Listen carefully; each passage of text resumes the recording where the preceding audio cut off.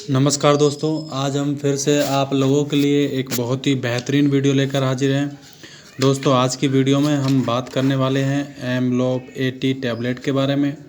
दोस्तों, आज हम आपको बताएंगे कि यह टैबलेट किस काम में आती है, इसको अगर आप ख़रीदते हैं तो ये आपको कितने की पड़ती है, इसका पूरा साल्ट क्या है और यह टैबलेट दोस्तों किन किन बीमारी में इस्तेमाल की जा सकती है, इसका यूज़ कैसे किया जाए और इसका साइड इफ़ेक्ट क्या हो सकता है। दोस्तों आज इस टैबलेट के बारे में हम पूरी जानकारी आपको देने वाले हैं। वीडियो अंत तक ज़रूर देखें दोस्तों।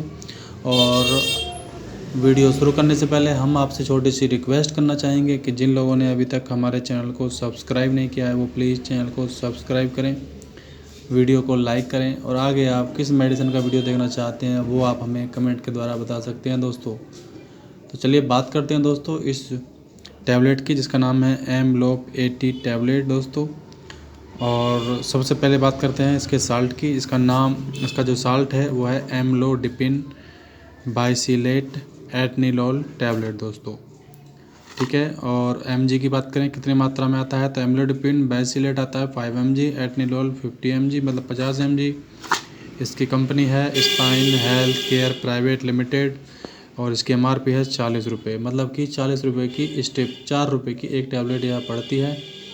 और इसकी जो एक्सपायरी है वो है अप्रैल 2024, बनी हुई है मई 2022 की।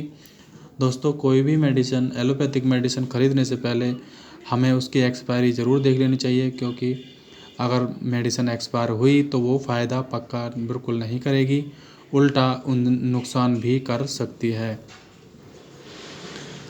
तो दोस्तों, आपको इस चीज़ का ध्यान रखना चाहिए कि जो मेडिसिन आप ख़रीद रहे हैं वो एक्सपायर ना हो। और दोस्तों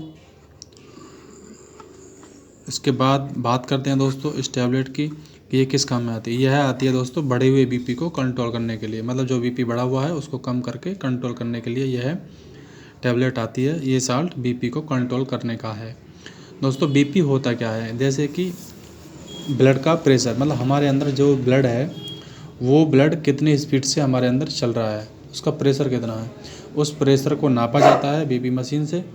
और जो नॉर्मल उसकी वैल्यू होती है दोस्तों वो होती है 80 से 120। जो एक जनरली आदमी है, जैसे कि कोई मानिए 18 साल से और 30 या 40 साल का कोई भी महिला या पुरुष है, तो उसके अंदर बीपी की जो वैल्यू चिकित्सक बताते हैं वो 80 से 120 बताई जाती है दोस्तों, कि 80 से 120 के बीच में होना चाहिए। मतलब बीपी भी दो तरह के होते हैं, एक ऊपर का एक नीचे का। तो नीचे वाला 80, ऊपर वाला 120, ठीक है। जैसे जैसे एज बढ़ती रहती है तो वो पैमाना थोड़ा ऊपर बढ़ता रहता है, जैसे 120 से 30 या 40 तो वो नॉर्मल में आता है दोस्तों। अगर किसी जैसे एज किसी की 30 के करीब है और उसका 120 की बजाय 130 आ रहा है, तब भी कोई घबराने की बात नहीं होती। हाँ, ये है कि उसको परहेज़ रखना चाहिए, और अगर 30 से ऊपर जाएगा तो उसको फिर दवा खानी पड़ेगी, उसका ट्रीटमेंट शुरू करना पड़ता है दोस्तों। तो इस चीज़ का ध्यान रखना होता है। तो बीपी, जैसे आप समझ गए होंगे कि बीपी का मतलब होता है ब्लड का प्रेशर चेक किया जाता है, और वो अगर ज़्यादा चल रहा है तो उसका मतलब उसे बीपी हाई बोला जाता है, कि इसका बीपी हाई है और इसको दवाई चलाई जाती है दोस्तों।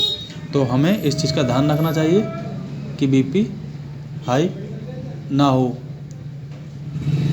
और दोस्तों, आप लोगों को ये चीज़ ध्यान से देखनी चाहिए कि अगर आपका बीपी हाई है तो आप परहेज़ भी रखें दोस्तों।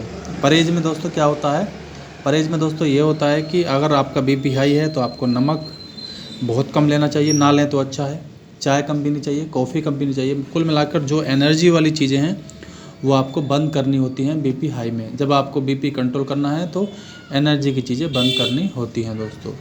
अगर आपका बीपी लो है तो आपको ये एनर्जी वाली चीज़ें लेनी होती हैं। अगर बीपी किसी का लो है तो घबराने की बात नहीं होती, उसे एनर्जी की चीज़ें लेगा वो जैसे, तो उसका बीपी नॉर्मल हो जाएगा और बढ़ जाएगा। अगर बीपी हाई है तो वो थोड़े टेंशन की बात है दोस्तों।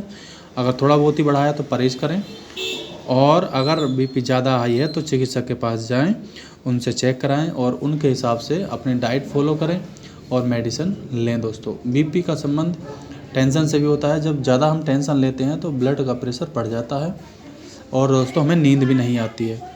जब नींद नहीं आती है तो दोस्तों वो बहुत बड़ी प्रॉब्लम हो जाती है। नींद आनी चाहिए दोस्तों।